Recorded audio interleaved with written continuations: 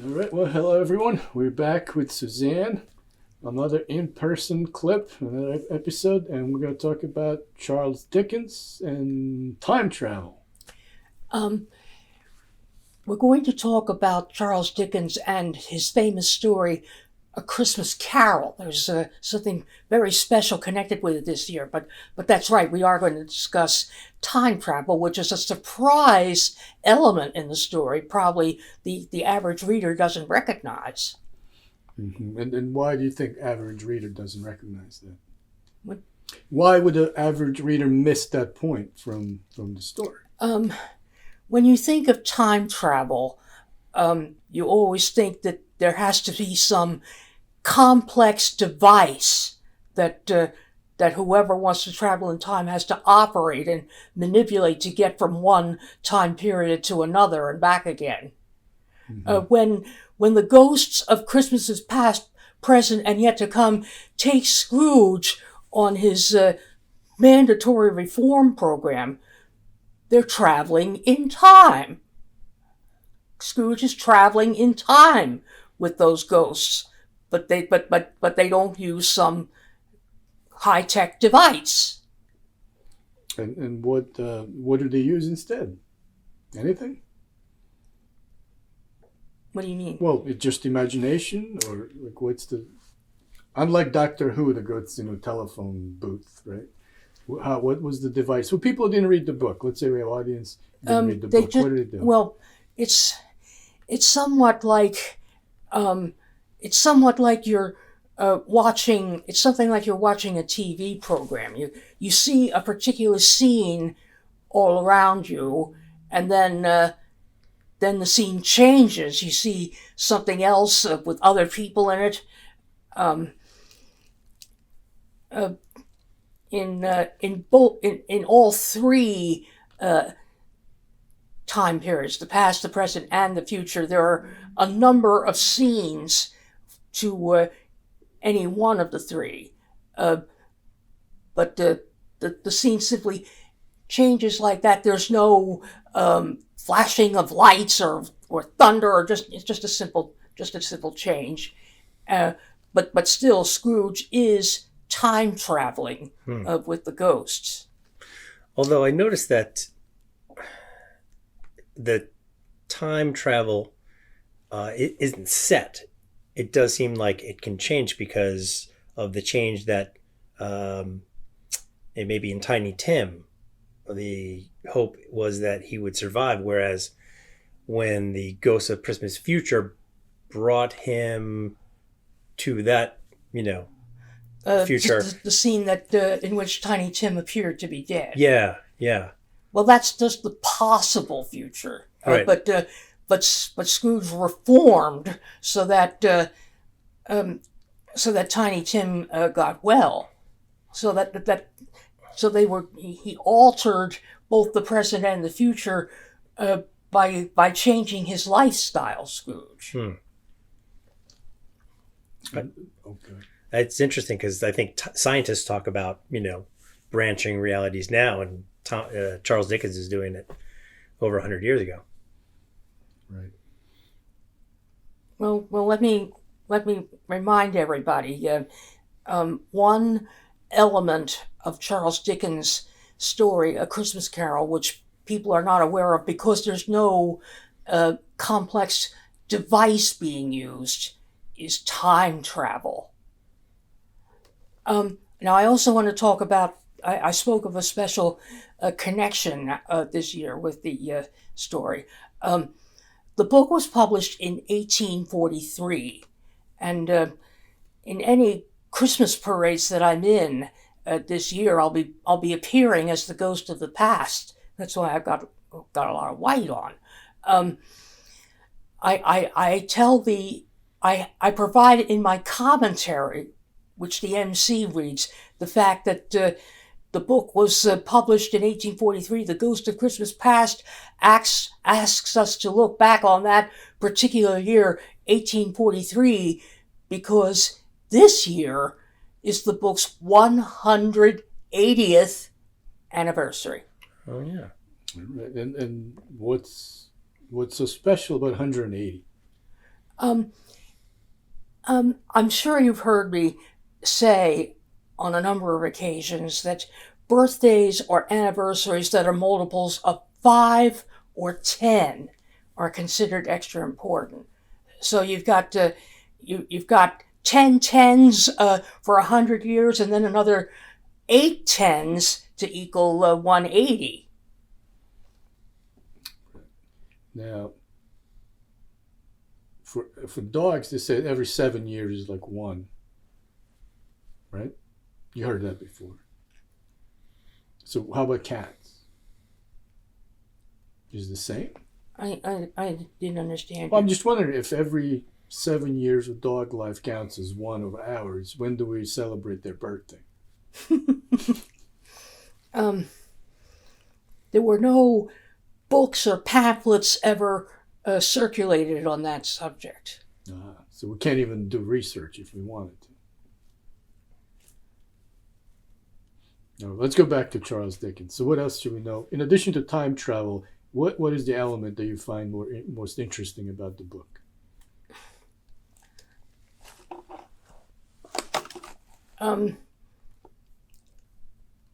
I'd say the fact is that Charles Dickens doesn't involve anybody superhuman, except for the ghosts, Scrooge, and just the general London populace figure into the story, just down-to-earth people. But did you find the lesson that Scrooge learns the most important thing about the book? Yes. Well, see, I went for the ghosts because naturally I've always had a knack for going for things beyond normal. This was very crucial when I took dance lessons because some of the most popular dance dramas involve superhuman beings, and the dancers, especially the women, are expected to dance as lightly as feathers. What about the significance of the title? Because it's not musical in any way. Well, Yeah. Dickens does use a device that he uses a term in music that sort of makes each section of the book seem like the verse of a song. Your overwhelming number of songs consist of several verses. Sometimes the term stave, S-T-A-V-E, is used to designate one verse. So Dickens' Christmas Carol is in 5 sections. He calls them stave 1, stave 2, stave 3, and so on. So there you have your musical terminology. Do you know any other interesting facts? Because what you tell us is pretty interesting. Like most people probably don't know about it, even if they've seen the play or a TV movie or read the book. But what else about that book is unusual or different? I like to see the different dramatizations, how well they stick closely to the book, or if they make a lot of unnecessary changes, or sometimes some omissions. Or there was one version that added a lot more that Dickens never wrote. In 1951, there was a movie with Alastair Sim in it. He was British. But when he went on the journey through his past, there were a lot more scenes in his past showing his gradual degradation into a miser. But those extra scenes, becoming a partner with his employer, or switching over to another company where he could earn more, and meeting Marley, and he and Marley becoming the company's leaders and witnessing Marley's death. Dickens never wrote about all that. But that's certainly interesting. To add stuff, usually people condense things for the movies and plays, but in this case they added stuff.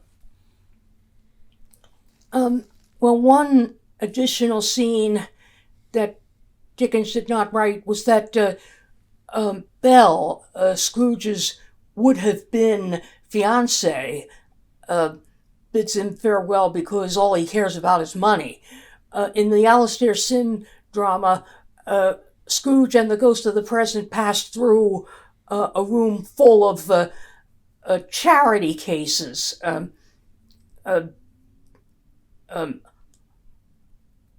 Hard on their luck people, and one of the charity workers is caring for a sick old woman, and that charity woman is Belle, much older. Dickens never writes that. So do you find those things interesting, or you like people to stick to the original story? I think it's most important to stick to the original because too many omissions, additions, or changes can mislead the viewer or the reader, because he sees some scene and he thinks that's all there is to it in the book. He takes it as gospel, and then later when he reads the book, hey, wait a minute, the TV didn't show it like that. Do you think people? I see how a lot of changes to books in dramatic version can sometimes do more harm than good, because then you're not really looking at the author's work at all. You're looking at the work as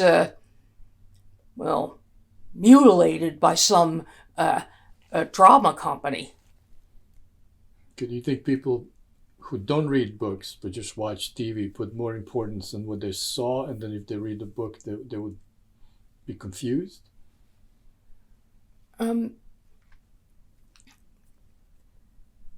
They should read the book. Oh, I agree with you. But a lot of people today don't read; they just watch stuff on television. Well, because I read the book, I was able to recognize the scenes that were correct and other scenes that were incorrect or omitted. So you don't call them interpretation; you call them incorrect. Yeah, I guess I would. Because you're a stickler to the original. Whoever wrote it, that's theirs. They shouldn't mess with it. Just leave it the way it is. Yes. Mm. Now, where does that come from, do you think? What? In you, that desire to stick with the original and not to deviate from it. Was that always like something that you felt, or it came up later in life?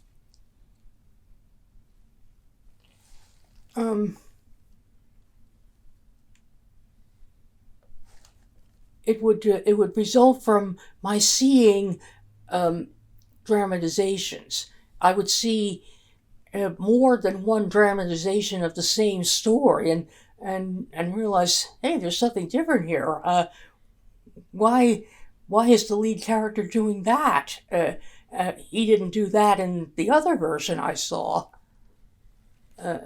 So then I check the book and I see where the mistakes are. Mm-hmm. So, did you ever see anything that you can see it as an improvement? Maybe somebody took the original idea and made it better. Did you ever see anything like that? Or you always think it's wrong to do?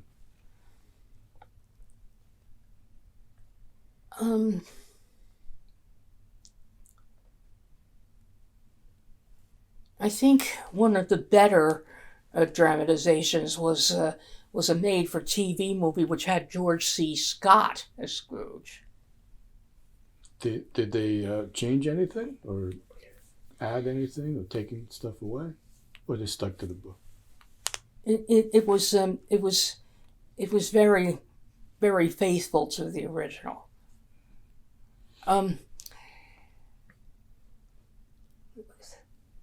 So I was going to say something.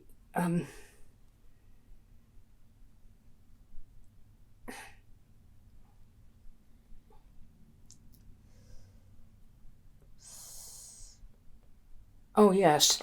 I watched a lot of dramatizations to see not only how accurately they stuck to the original story, but I wanted to see the different ways that the ghosts were made to dress. Okay, because I'm sure a different versions had variety of ghost outfits and costumes. So did you find that interesting? Well, Dickens described the ghost of the past as always wearing white. The overwhelming majority of the impersonators I see in that role did wear white, but there was one, a musical, Scrooge, with Albert Finney. The ghost of the past in that one looked like an ordinary Victorian woman, and her clothes were red. So what did you think of that? I didn't like that one at all. Because if the description is just white, that can mean a lot of stuff. You can design an outfit one way, and I can design a different way. So then the variety is part of original interpretation, I guess. Yeah, but we have to be careful about whether we're doing more harm than good by making all sorts of different interpretations and changes and omissions. Yeah, I think color means so much to a lot of people, like the representation of colors. Yes, so you think they should stick to white because red is too far out. It's too different. In that case, specific case that you mentioned. I'd like to say in closing, the next time any of you read Charles Dickens' Christmas Carol or watch a dramatization, realize that Scrooge is made to reform, but he is also time traveling with the ghosts. And you'll see that changes of time or changes of scenery have no flashy special effects. They're all just very simple changes in what you see all around you. Well, thank you, Suzanne. This was a very informative episode, and then I think we learned stuff about things I hadn't considered Yeah, about exactly. Christmas Carol, really. Yeah, especially that, since we've seen it and read it so many times. Sometimes even then you don't notice or realize certain things. So thank you very much. I hope people who watch this will also learn something. So thank you, and we'll talk soon.